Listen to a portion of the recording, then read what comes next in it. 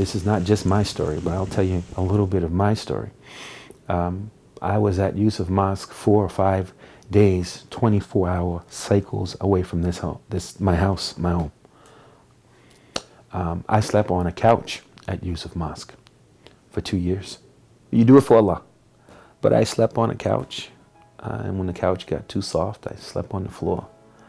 And in order to maintain my obligation to make Isha and Fajr, this is a 40-minute drive to the mosque, I had to forsake my own family.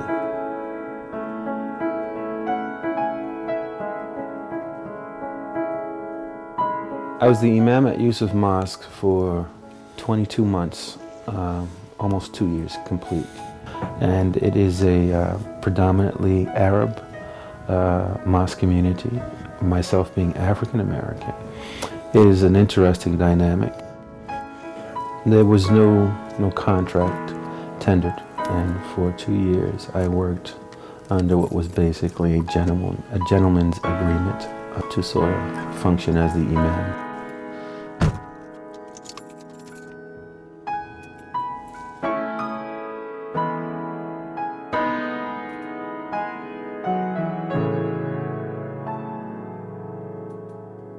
It is my belief and it is my direct knowledge that this had more to do with personality matters than it had to do with ministry delivery, sincerity, effectiveness.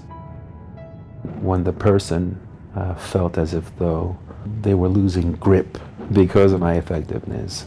Just about arriving at the unemployment office, here on the right it will be.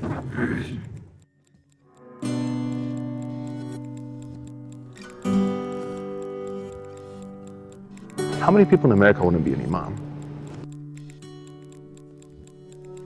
When the New York Times comes out and says the average salary of an American Muslim imam is $30,000. So is that a viable career option for people?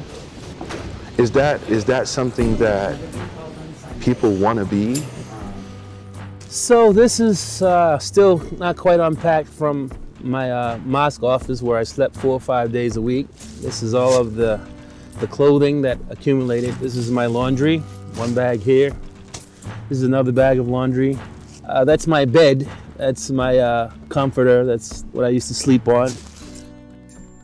This is a very tough job. It's a tough institution to be a part of. It's the way that the mosques are being run today that makes us ask the question, or rather question its relevancy.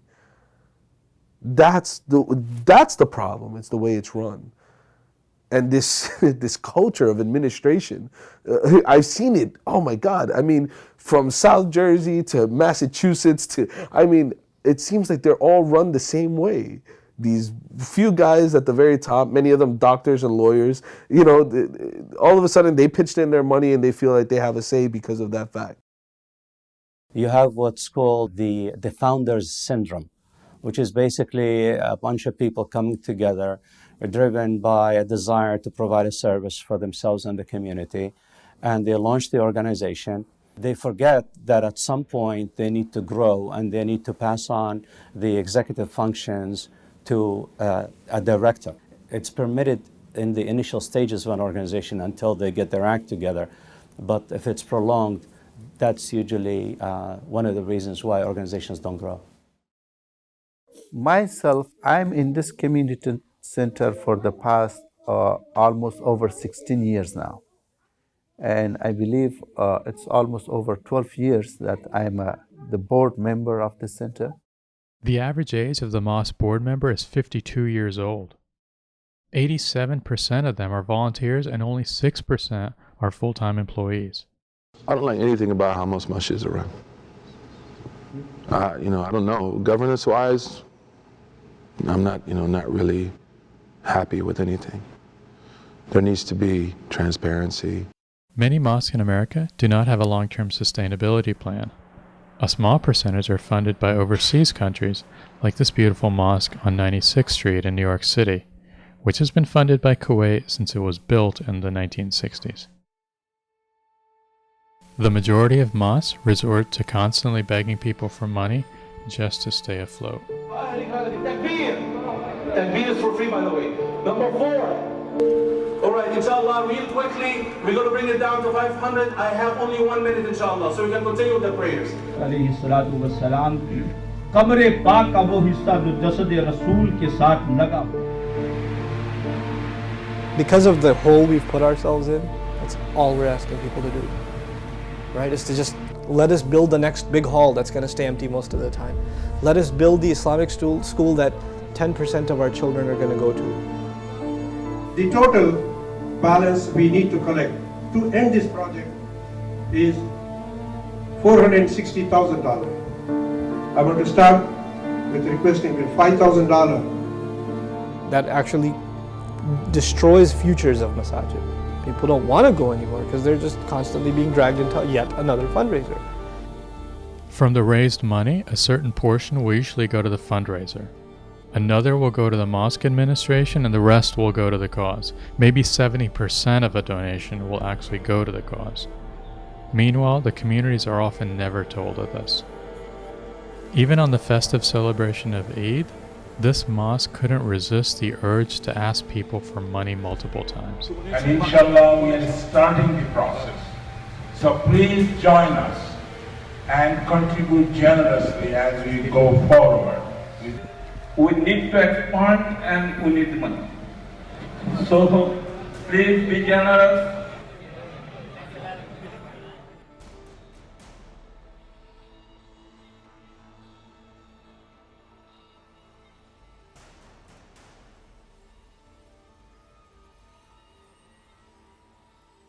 I know in community not far away, they spent $300,000 to build a basketball court. And guess what? They fundraised for this basketball for 5 times. And it's just a waste and nobody using it. And this is terrible.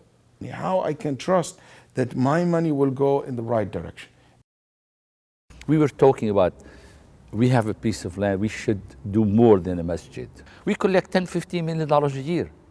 IHGH collects over $10 million a year from different, from collection donations. We don't go to the foreign countries who are supporting us. It's all local donations.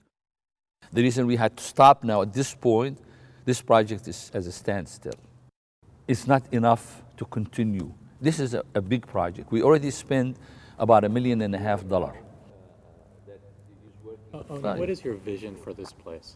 Like, this is really what I want to get after. Like, if you build this, what do you see happen? Okay. What I want to do first is really get a board or a few people and appoint a director, volunteers, with 5 or 6 people to work with him, and from the youth, to come together and start making a plan for this place. There needs to be an accountability held towards leadership. And people are going to have to take a stand. So, enough is enough. So I think that's where the solution, because we've been talking about problems, is you young folks need to take over. I hate to say it, and take over with class and ethics. And don't take over because you think you know. Take over because you feel that you think you know with other people who are more than you and 3 friends, and really feel that you have to begin to play a role in shaping the institutional philosophy of these institutions.